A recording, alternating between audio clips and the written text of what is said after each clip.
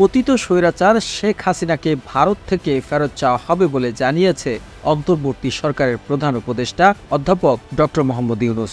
শুধু July August হত্যাকাণ্ড নয়, গত ১৫ বছরে সব গুম খুন অপকর্মের বিচার করা হবে। অন্তর্বর্তী সরকারের ১০০তম দিন উপলক্ষে সোমবার জাতির উদ্দেশ্যে দেয়া ভাষণে তিনি এসব কথা বলেন।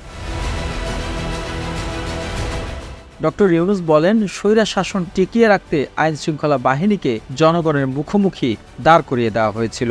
বিপ্লব চলাকালে প্রায় ১৫০০ ছাত্র শ্রমিক জনতার শহীদী মৃত্যু হয়েছে। সরকার প্রতিটি মৃত্যুর তথ্য অত্যন্ত যত্নের সাথে জোগাড় করছে।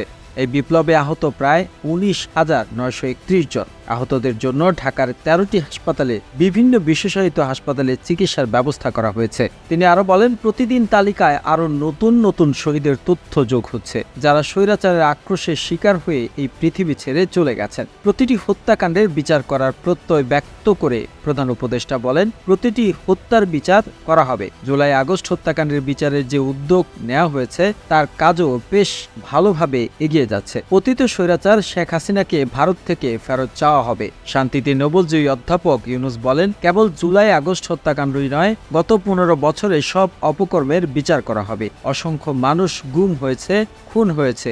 এই সময় গুমের তদন্তে একটি কমিশন গঠন করা হয়েছে। কমিশনের প্রধান জানিয়েছে, অক্টোবর পর্যন্ত আরও ১,৬০০ গুমের তথ্য পেয়েছেন। তাদের ধারণা এই সংখ্যা ৩,৫০০ ছাড়িয়ে যাবে। অন্তর্বর্তী সরকারের প্রথম ১০০ দিন অতিক্রম করার কথা উল্লেখ করে অধ্যাপক ইউনূস বলেন, স্বৈর শাসনে বিপর্যস্ত এই দেশকে সবাইকে মিলে পুনর্গঠন করতে হবে। জুলাই আগস্ট বিপ্লবের পর এমন একটি দেশ পাওয়া গেছে যার সর্বত্র ছিল বিশৃঙ্খলা।